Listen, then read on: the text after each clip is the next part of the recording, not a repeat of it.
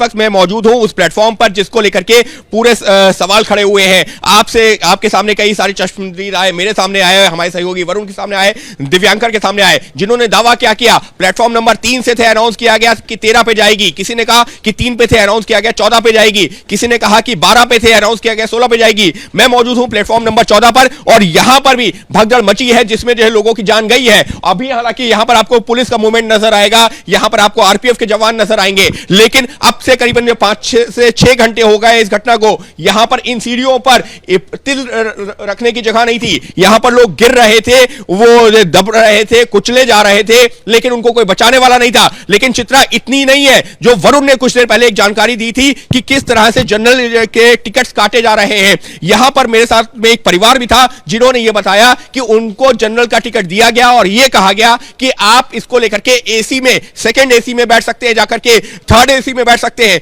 यानी कि जनरल का टिकट लेकर के, जैसा कि उन लोगों का आरोप है, जैसा कि उन लोगों का दावा था, जो प्रत्यक्षदर्शी थे यहां पर, उन्होंने यहां तक दावा किया कि जनरल का टिकट काट करके उनको वहां काउंटर से ही कहा गया आप ये लेकर के जाओ, सेकंड एसी में बैठ जाओ, ये लेकर के जाओ, थर्ड एसी में बैठ जाओ, आप सफर करो। यानी कि टिकट दिए जा रहे थे, इसको ध्यान में नहीं रखा गया कि कितने टिकट दिए जा रहे हैं। ट्रेन की एक क्षमता हो सकती है, लेकिन अगर आप जैसा कि दावा कर रहे हैं, जैसा कि वो आरोप लगा रहे हैं, टिकट ये कह करके दिया जा रहा है कि आप टिकट ले लो जनरल का, आप किसी भी श्रेणी के डिब्बे में बैठ करके सफर करो, तो इसकी वजह से और ज्यादा हालात खराब हुए। क्यों? क्योंकि जो मुसाफिर थे, जिन लोगों को सफर करना था, जिसमें से कई लोग अस्पताल पहुंच चुके हैं, जिसमें से कई लोगों की मौत हो चुकी है, उनसे भरोसा क्या दिया गया? उनसे कहा यह गया कि आप जनरल का टिकट लेकर के जाओ, ट्रेन के किसी भी बोगी में, किसी भी डिब्बे में सफर करो और वहां पर जो है आप जो है किसी भी आपका सफर पूरा होगा।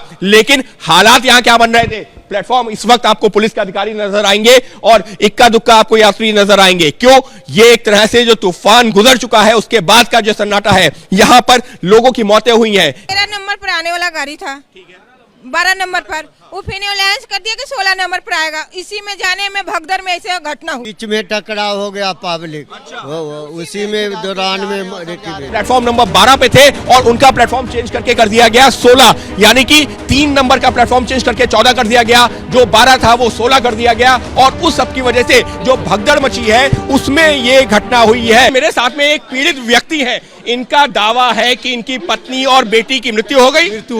कहां पर, क्या हुआ?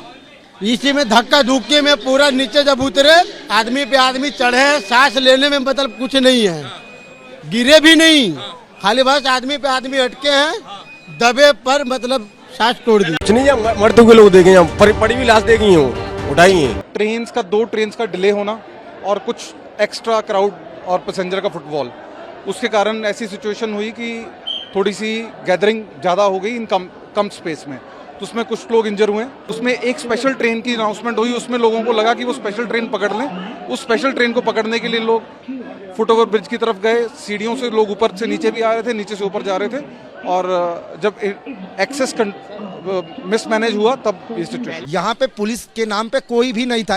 अभी तो बहुत पुलिस नहीं सर, वो जब भगदड़ मच गई उसके बाद उसको मैनेज करने के लिए यहाँ पे पुलिस प्रशासन आया हुआ था। हाँ, उसी में वो दब गए, आराम से उनसे उनका मौत हो गया। किसकी मौत हो गई है? मेरी मम्मी थे। आपकी मम्मी कहाँ? आप क्या प्रयागराज ही जा रहे थे? नहीं जी, हम अपने घर जा रहे थे। क्या बोला आपसे? वो डेथ हो गई है। 45 मिनट तक उनको यहाँ पर सपोर्ट नहीं मिल पाया, इलाज नहीं मिल पाया। यहाँ पर देखिए अभी भी जो लोगों का जो चप्पलें पड़ी हुई हैं, सामान पड़ा हुआ है, और यहाँ जो सबसे ज्यादा दिक्कत हुई है वो किसको हुई है? महिलाओं को और छोटे बच्चों को।